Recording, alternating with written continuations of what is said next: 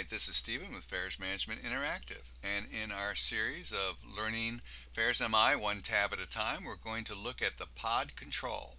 Now, the word pod refers to the group of booths that it automatically creates, and the booths that are created are in the foreground of on top of a background map. I'm going to go ahead and load, so we can get started here. I'll load OCall.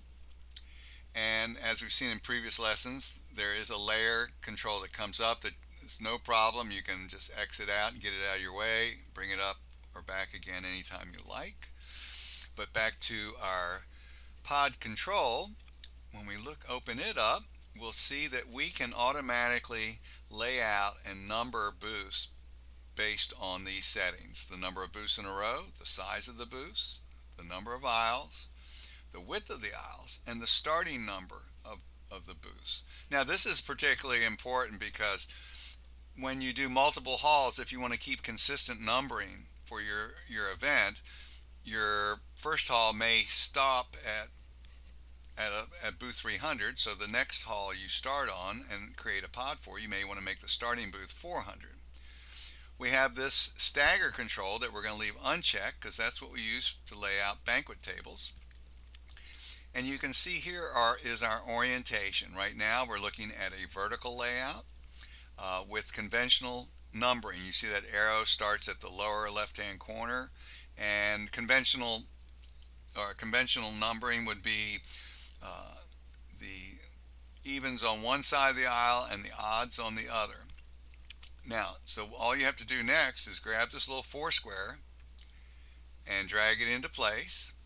Now, if you want to move it around, you can, as long as you got this entire blue dots around all of them, you can grab it and you move it anywhere you like. You can also use your up and down arrows to fine tune it left and right on your keyboard. You can use the arrows on your keyboard. And you can also, if you need to really fine tune it, get it within inches, you can go to this arrange over here on the custom side.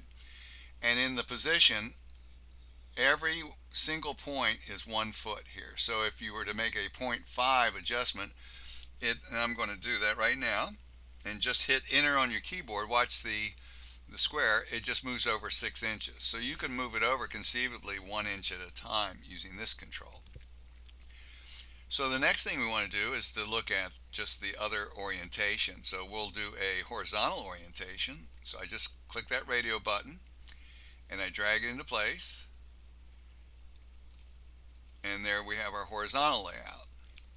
Now, when we go back in here and we start talking about the stagger control, well, that's when we got to back up a little bit and look at our icon objects, because we want to create a banquet tabletop setting for this, and we need to substitute an object for these rectangular squares. And we'll get into that much more with the lesson on icon objects, but right now I'm just going to show you this one right here. We have a whole collection of objects that can be substituted for plain white shapes. Right here is a 36-inch round, and we pre-calculate out the sitting area. So for a 36-inch round, the actual outer diameter, as you see here, is 11.25 feet. Okay, so that's enough said right now. We're going to change the booth size to 11.25.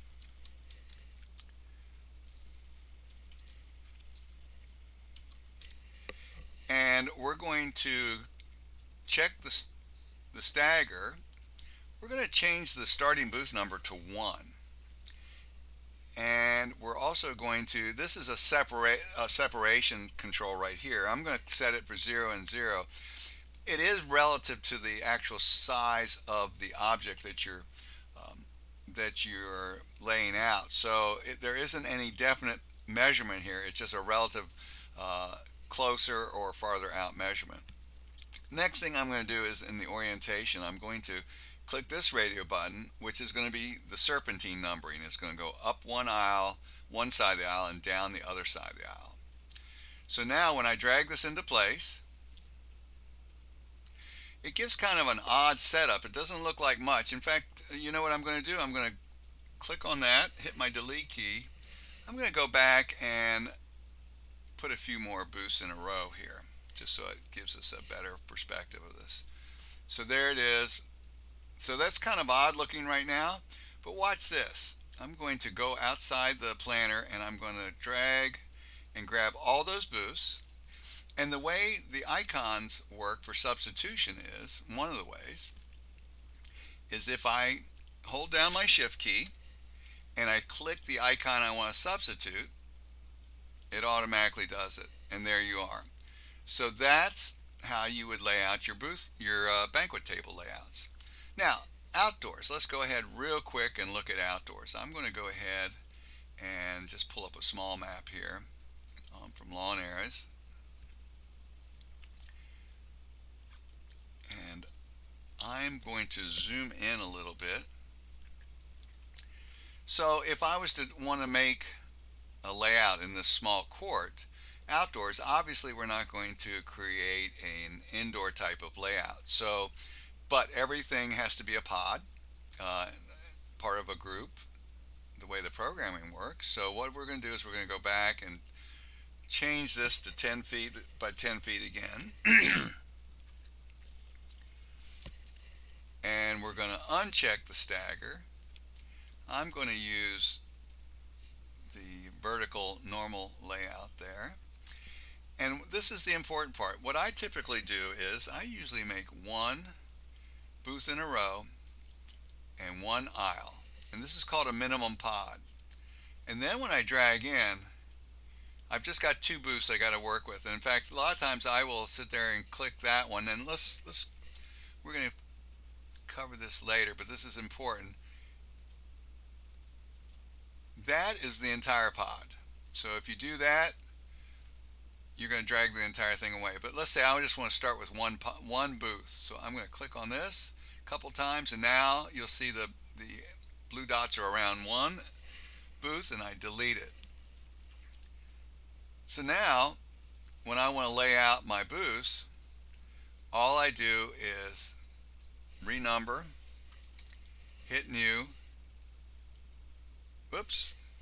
Now, if you hit the Control Z or the up here, the edit undo, then it takes it right back there, but I accidentally grabbed that. So I want to get in there, and you'll see that the booth actually snaps in if you like.